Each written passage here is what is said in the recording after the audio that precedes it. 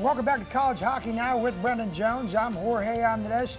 And we're recapping the NCHC. And Jonesy, we talked about North Dakota's journey to the national title. But let's talk about the rest of the conference now. And let's start with Denver, who boasted that fantastic pack rim line. Yeah, they were the other NCHC conference team that made it to the Frozen Four down in Tampa. They stuck to the process all year long, started focusing on those little details, winning battles, getting pucks deep. And the number one thing that Coach Montgomery says turned their season around was their communication as a program on the whole, from players to coaches and vice versa. Nothing to be ashamed for the Pioneers.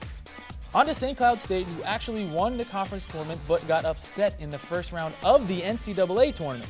The Huskies had the best power play in the conference, quarterbacked by their captain Ethan Prow, cleverly nicknamed the Prower Play. An incredibly well-coached team by Bob Motzkow, who was named head coach for Team USA at the World Junior Tournament in 2017.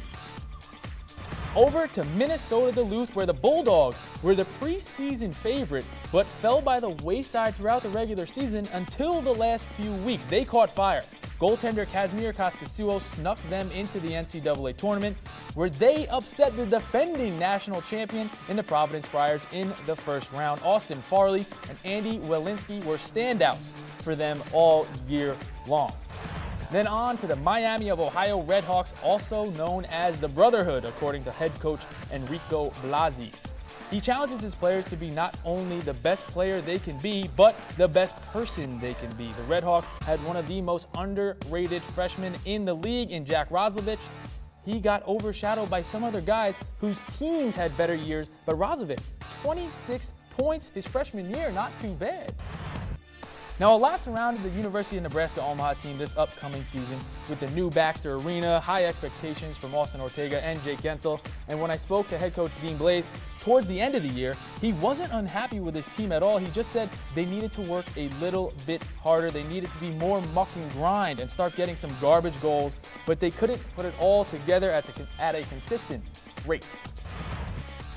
Over to Western Michigan. This is a team that we had a lot on our air here at ASN, but they struggled on the penalty kill all year long, and it wasn't a secret. Coach Murray has come right out and said at times his PK has been just flat out rotten. Sheldon Dries and Griffin Molino were positives for them all year, but as a team, they lost a lot of one-goal games. And in hockey, you need to find a way to win some of those games if you want to be successful.